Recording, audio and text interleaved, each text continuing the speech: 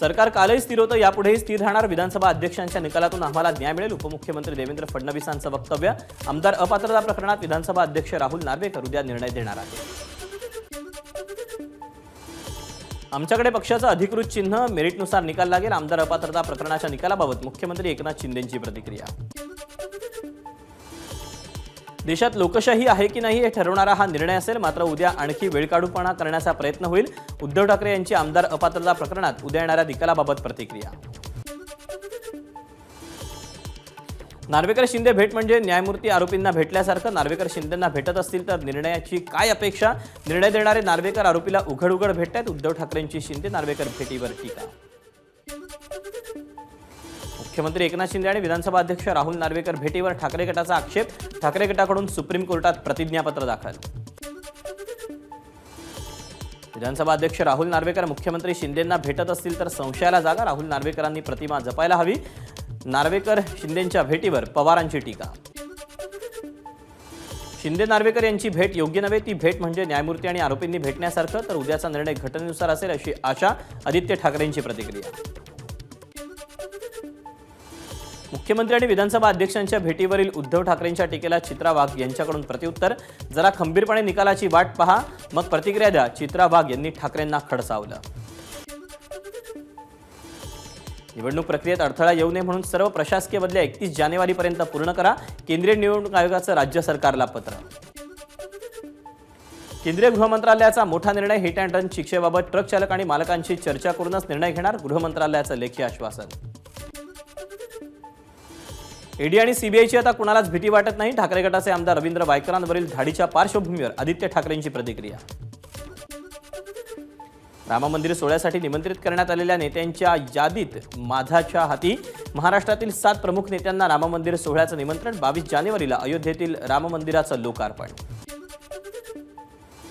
लोकसभा निवडणुकांसाठी भाजप मैदानात. मुंबई भाजप अध्यक्ष आशिष शेलार यांच्या नेतृत्वाखाली मुंबई लोकसभा निवडणूक समितीची घोषणा. 36 विभागांसाठी प्रमुख आणि सहप्रमुखांची नावं घोषित.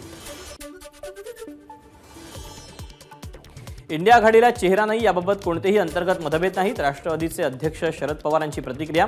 इंडिया आघाडी हे सामूहिक नेतृत्व, त्यामुळे नितीश कुमार यांच्या नाराजीच्या बातम्यांमध्ये तथ्य नाही. पवारांची प्रतिक्रिया.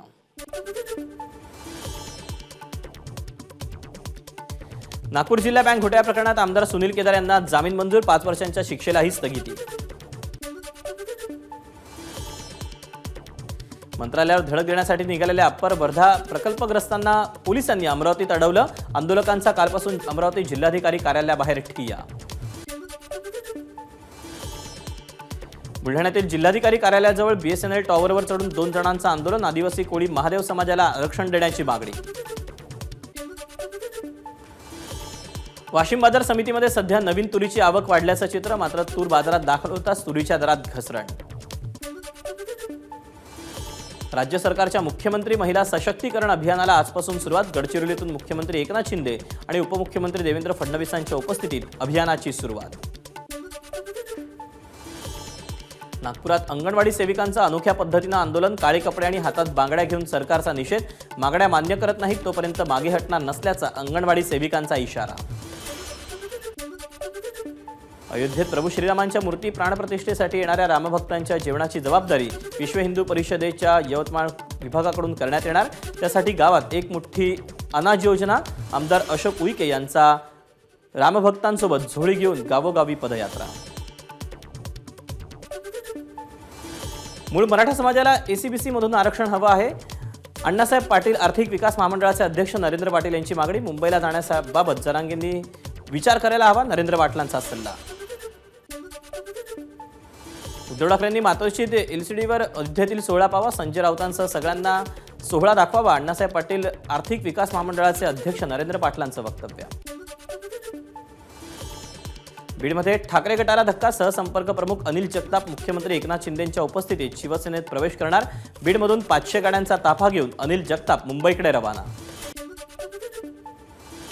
बीडमध्ये स्वाभिमान संघटनेच्या कार्यकर्त्यांचं आमरण उपोषण. बंद पडलेल्या मल्टीस्टेट बँकांच्या विरोधात स्वाभिमानी संघटना आक्रमक. नागपूर रत्नागिरी राष्ट्रीय महामार्गावरच्या आशिव पाटीवर टेम्पो आणि कारचा भीषण अपघात, बिघडलेल्या टेम्पोवर पाठीमागून कार आदळून झालेल्या अपघातात 1 ठार 2 जखमी.